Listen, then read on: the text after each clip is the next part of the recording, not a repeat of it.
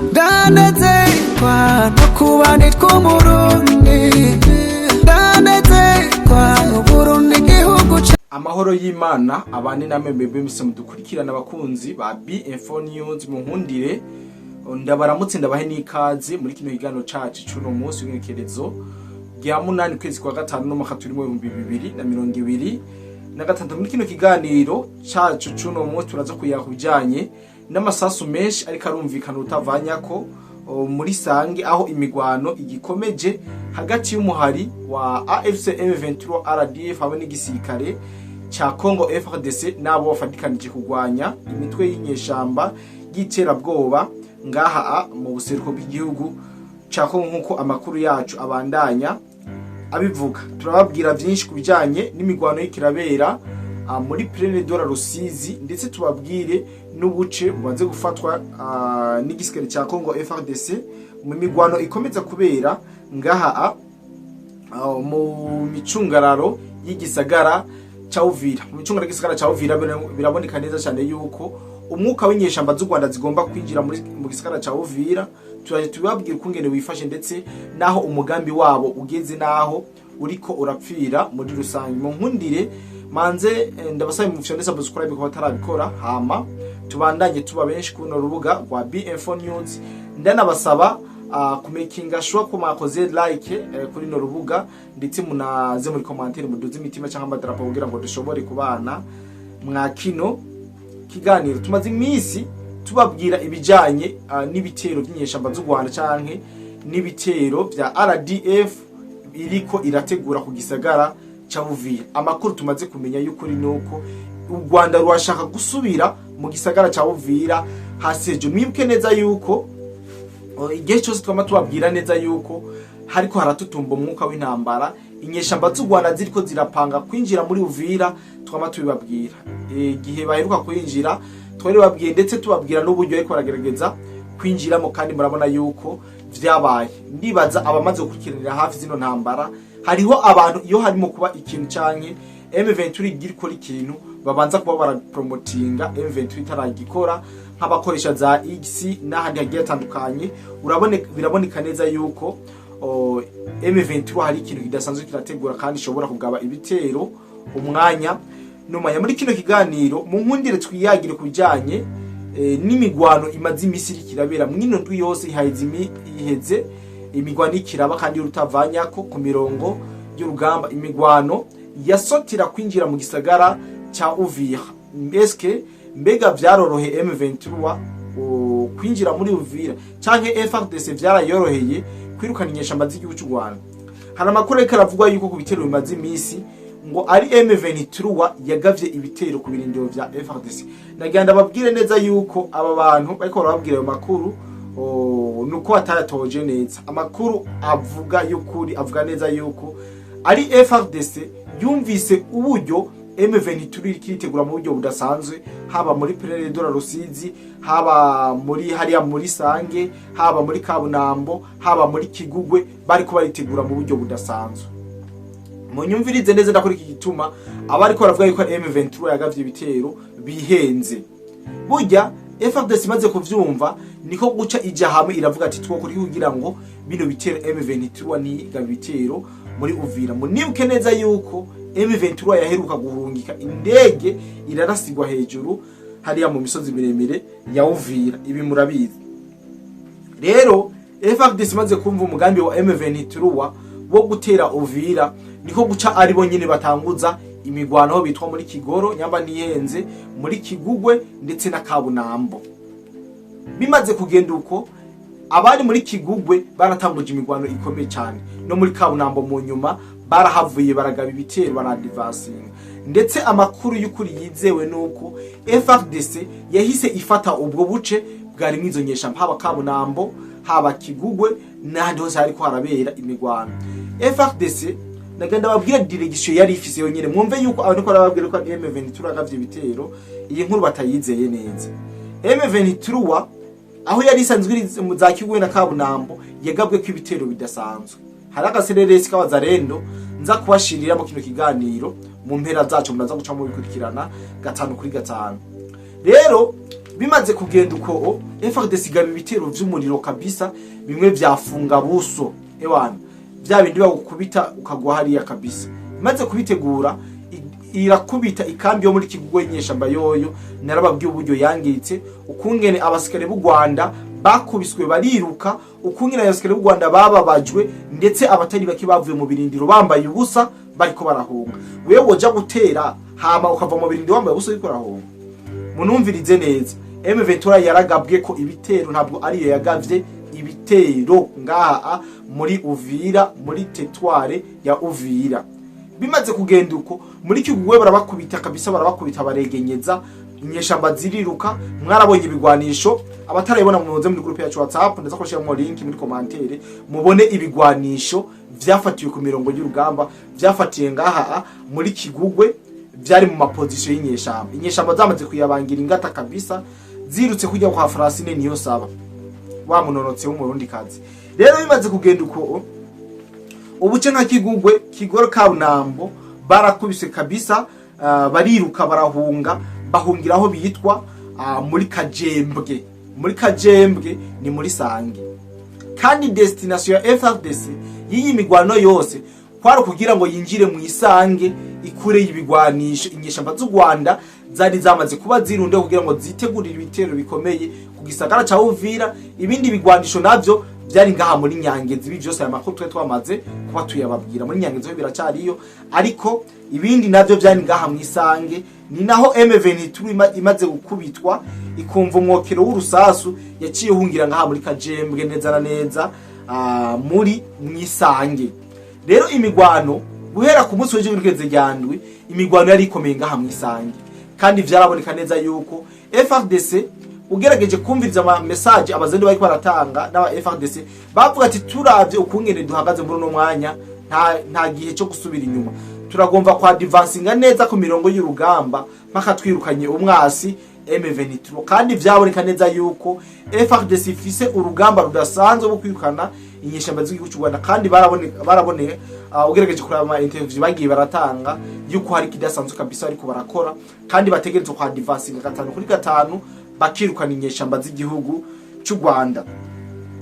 Imbere yuko imigwano ikomera nuko FARDC yabanje irasa ivyuma vy'ubwirinzi byari aho bitwa muri Rubumbishi, baca baronka akaryo keza ko kugaba ko ibitero z'inyeshamba z'u Rwanda. Ndibaza muravyika mwino nyine nyabati ku munsi wa mbere twarababwiye uburyo FARDC yabanje kudetruiza, irarasi irasambura ivyuma vy'ubwirinzi by'inyeshamba z'u Rwanda byari ngaha muri Rubumbishi.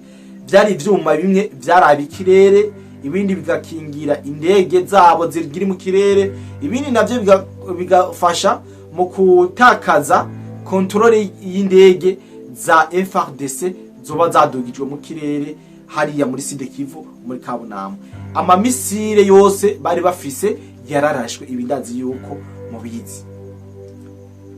Ubwato bwose bwavuye mu gihugu cy'u Rwanda buciye muri Lake Kivu bwararashwe. Ibi murabitarashwe mwino twarashwe ubwato bubiri bw'igisirikare cy'u Rwanda byabugerageje kwinjira muri Kongo, hamwe bwari butwaye abasirikare, ahandi butwaye ibigwanisho n'abasirikare nyene bajanye aho bitwa muri Ijwi.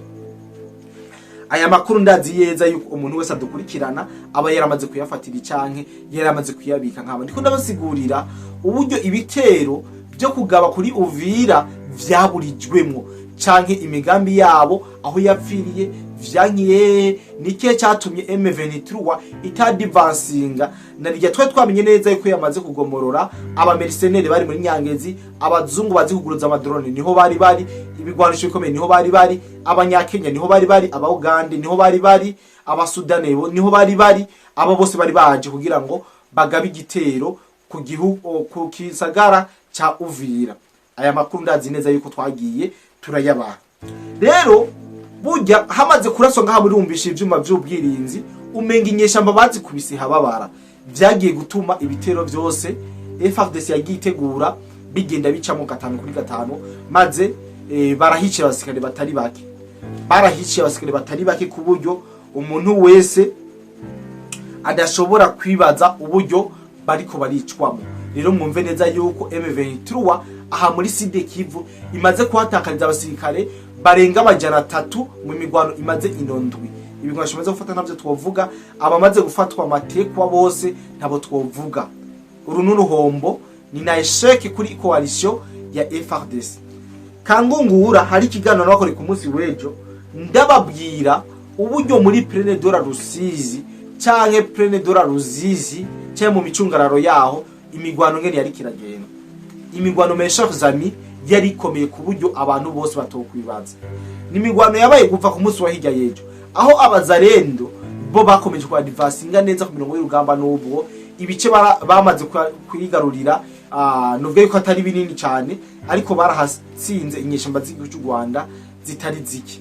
Inyeshamba zitari z'u Rwanda zarahasize ubuzima aho mbere novuga yuko ku munsi wejo banasohoye interview bavuga ati twebwe turatabaje CICR turatabaje umuryango utabari mbabare kuba kuje kuza gukura ino mirambo y'abasirikare b'u Rwanda ngaha ntihave iteza ingwara mu bene gihugu. Iri namajambo novuga yuko akomeye y'inkuru z'ivyabereye muri Plene ya Rusizi nkuko amakuru yacu abandanya abivuga. Rero ko ariko baribeshe ko M23 kirigaba ibitero, M23 ihemera mu vyuma. M23 mes chers amis novuga yuko igeze aho mwasi ashaka.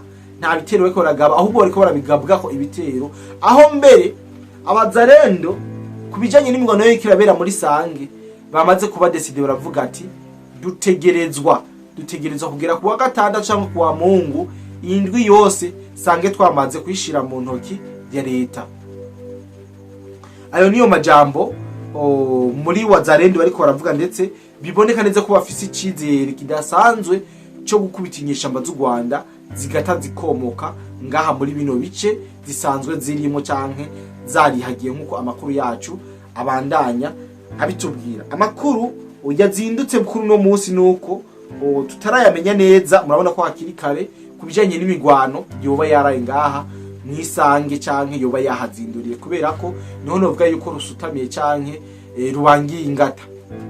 Ibintu novuga yuko rero ibintu bidasanzwe kandi bikomeza kuba bibi cyane kuri coalition y'inyeshamba z'igihugu cy'u Rwanda. Ibi byose turaje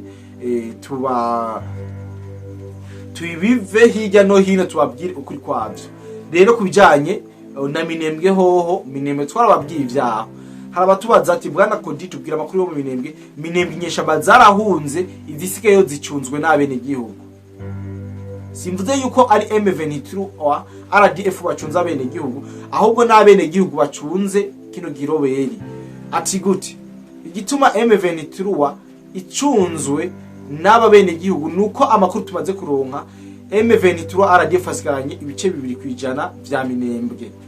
FARDC ingabo z'u Burundi na wazarendo baramaze kuba bagota cyaye bafata bashira mu ntoki ibice 98% haba hasigaye ibice bibiri. Ibice bibiri nivyo M23 RDF MDP twigwaneho baciye bafata bene gihugu mu Minembwe babariho babadeporeza kugira ngo bikunde FARDC ntishobore kuharasa. Ariko uburindiro meshe zami ibirindiro vyabo biri ahagiye hatandukanye. Ibirindiro vya zino nyeshamba z'u Rwanda biri ngaha muri Minembwe kabisa n'umuyonga biraboneka neza yuko bitariko biroroherwa na buke bikwera ko biriko biraraswa mu buryo kandi budasanzwe kandi mu buryo bukomeye. Ari nayo mpamvu novuga yeza yuko ibintu bikomeza kuba bibi cyane ku ruhande rw'inyeshamba z'u Rwanda. Mwiyumvire abasikare baringa amajana 3 baguye mu migwano ibaye mu ndwi imwe. Ibaze kuva intambara zatanguriye abamaze kwasiga ubuzima ingene bangana. Ndibaza nko muri koresho y'u Rwanda hoho muramaze iminsi muri ko murabona utwana dutoyi tuminere dufise inkoho bantu b'Imana bafise inkongo bariko baraza ku mirongo y'urugamba. Utu twana twarerekanywe ndibaza mwaratubonye abantu mudukurikirana. Rero nayo mpamvu ndababwira neza yuko ntazigira ndeka kubaha amakuru y'ukuri nzokwamanda ko yababwira. Rero ko ariko baravuga ngo M23 irikira sogereza igomba gufata Uvira. M23 barayiciye intege barayigije kure. Ibigwanisho yategura vyaraturiwe, ivyuma vy'ubwirinzi bishima ko vyaraturiwe, buri kimwe byose byagizwe itakataka. Rero ko abantu bariko barabwirwa canke bumviriza amajambo agiye atandukanye karava mu binyamakuru cyangwa mu bitangaza binyoma byo mu Rwanda, aho ntituri kumwe mes chers amis, uca wumva neza gatanu kuri gatanu yuko abari ububeshi canke ari amanyanga bariko baratwizizamo nkuko amakuru yacu abandanya abivuga. Mu kurangiza kino kiganiro ndibaza muramaze imisi muri ko murabona uburyo abanyamurenge bavugamwo bonyene n'iminwa yabo ingene babanye n'ingabo z'ubundi Fdnb n'ingene babitaho mu bibazo bigiye bitandukanye. Hari aka video kamaze imisi kakora trendinga k'umunyamurenge bivugwa neza ko yarashwe n'Inyeshamba hama gatogwa n'abasikare b'abarundi, umutima w'urukundo bamwetse aravuga yuko udasanzwe, aho bivugwa neza yuko yaciye azanwa mu Burundi aravurirwayo. Abasikare b'abarundi bafashe umwene gihugu wo mu Minembwe yarashwe n'Inyeshamba z'u Rwanda bamuzana hehe kumuvuriza mu gisagara ca Bujumbura. Murumva neza yuko ari igikorwa c'iteka kandi ciza cyane. Novuga yuko abantu batonenga nabukeke canke bumve yuko batocishimira. Rero kuba ariko baravuga ibigiye bitandukanye, ndibaza muramaze imisi ko murabona ibinyamakuru byo mu Burundi biriko biracagena hino za Baraka na za Bibogobogo babaza situation y'abene gihugu b'abanyamurenge ko babayeho, ko babanye n'inzego z'umutekano, aho mbere benshi ubona neza yuko batagikura canke batacumviza ibinyoma vya President Paul Kagame abashora mu ntambara kugira ngo ashobore kubabyaza umusaruro akabagira nk'ivyambo vyo kumagera kuma ndowani, hama amaze kubagira ivyambo vyo kuroba ivyo yishakiye, ndavuga ko ibutare bwo muri Kongo, amaze kubona byose ko yabikwije agacongera akabagira ivyuma vy'ubwirinzi, akaba aribo baje imbere, akaba aribo baraswa bagafa. Ibi vyose mumaze kuba mubikurikirana ndetse munabibona ahagiye hatandukanye, mukabona neza yuko ivyuma vy'ubwirinzi President w'u Rwanda afise ari abasirikare b'abana b'u Rwanda binjira mu gisirikare kugira ngo bashobore kwicwa n'Inyeshamba z'u Rwanda nkuko amakuru yacu abandanya abibatohoreza. Rero singomba kubarambira cyangwa kubabwira vyinshi, ariko mu nkundire ndabashimire cyane mwebwe mwese mudukurikirana aho muherereye hose. Nizera yuko dukomeza kubana mu biganiro byiza ndetse n'amakuru tugenda turabashikiriza, kandi mwebwe mu bikunda muze muradushikira like ndetse na commentaire kugira ngo dushobore kubona ko tudatamba twirura. Turabishima cyane iyo mbonye abantu batwandikira muri commentaire, turabishura muramaze kubibona, ndetse ubu umuntu afise icabaza cyangwa agomba kutwunganira tuba dufise ko nimero ngaho ya WhatsApp na app isanzwe mushobora kudutora ko kugira ngo mushobore kutubaza buri kimwe ngene biriko biragenda. Na ariko ndababwira ibijanye na situation y'agitiwere y'imigambi mibi y'u Rwanda kongera gutera mu gisagara ca Uvira. Uwo mugambo uriho kandi ntabwo barota bawushira hasi, kubera ko barafise izindi planification bazokora inyuma yo gufata igisagara cyangwa kwinjira mu gisagara ca Uvira barasa cyane. Ibitwara yibabwiye nuko byagiye, ndetse n'amamaneko atari make aramaze gufatirwa ngaha muri Uvira. Cyane twabwiye asikari babiri b'u Rwanda nabo bahafatiwe, iyo wazende yabajanye ntaho tuzi, ahubwo tuzobabaza iyo boba baciye babajana mu ncamake y'amakuru n'ababwene n'abajanye ibijanye n'amasasu menshi ariko arumvikana muri Sange. Mwumve ko vyakomeye, Sange kabisa vyakomeye mu micungararo ya Uvira, Sange birakomeye. Nongera ndababwira ubuce bwakuwe mu z'Inyeshamba z'u Rwanda banze gukubitwa ndetse bukahasiga n'ubuzima, twebabwiye ndetse tunababwira n'ibijanye n'iturirwa canke kubitwa kw'amakambi ya gisirikare n'ivyuma vy'ubwirinzi, harimo inkozi nini zinini, harimo ivyuma vy'ikoranabuhanga. Twagiye twabwira amakuru agiye atandukanye, ndibaza muravyibuka byari muri Rubumbishi byarashwe bigatuma FARDC yoroherwa mu bitero vya hato na hato. Tunga tubabwira kubijanye n'imigwano idasanzwe irikirabera muri Plaine de la Rusizi. Mu makuru yacu yose twamaze kuyavuga kabisa, kandi wazende yo yamaze kuba decide yuko itegereza gufata Sange hasi hejuru mu ciza cankwe mu kibi, kandi abikibanure joint code de black. Bye bye. TV tulipo, imani yangu kubwa ni kwamba hamjambo na mzima wa afya. Ni kwamba tuko kwenye mashamba ya mapambano huku mashariki mwa Jamhuri ya Kidemokrasia ya Kongo, ambako vijana wazalendo wanaendelea kupambana na wahasi wa M23 katika vijiji vya Kabunambo, Kigoro huko ambako mapigano yalianza, na hivyo wazalendo wako vizuri kwenye shamba hili la mapambano. Ni kwamba wahasi mpaka sasa bado hawajavunja ngome na kuvunja ukuta wa wazalendo. Wazalendo kabisa wako himara hapa ambako tunakopatikana, mapambano ambayo yameanza toka siku ya Jumanne tarehe 5 saa 11 alfajiri mpaka leo siku ya Jumatano hivi, mapigano yakiwa yanaendelea. Mimi ni Thompson Unjibatangalo William katika Info Minute, nikiwa hapa kwenye shamba la mapambano kuzungumza na viongozi hawa. Nitakuwa na mmoja hapa kati yao ambaye tunakwenda kuzungumza naye. Habari za kwako kiongozi? Salama kabisa. Kwa majina? Kwa majina ni Mucico, ni komanda brigade wa movement ya Ikake kwa General Jean Lube, ni kiongoza vikosi pale kwenye uwanja wa vita. Unaambia wananchi nini kuhusu vita hivi ambavyo vipo kwa leo? Vipi, kuna hali yoyote ya kuzuia adui kweli kweli? Naambia wananchi kabisa wasiwe na shaka, wakaze tu moyo, kwa maana vita haikuanza leo. Vita ilianza tangu kwa mababu zetu. Tukao wakaze tu roho, vita tutaidhibiti mzuri kabisa, na tukiwa pamoja na sambamba na Felix Tshisekedi Tshilombo kama president. Wananchi watulie tu, wakuwe na moyo kabisa wa ushujaa. Tunakushukuru kiongozi. Asante kabisa. Naona kamanda mwingine hapa japokuwa umri wake umesogea. Habari za kwako? Mzuri kidogo. Kwa majina?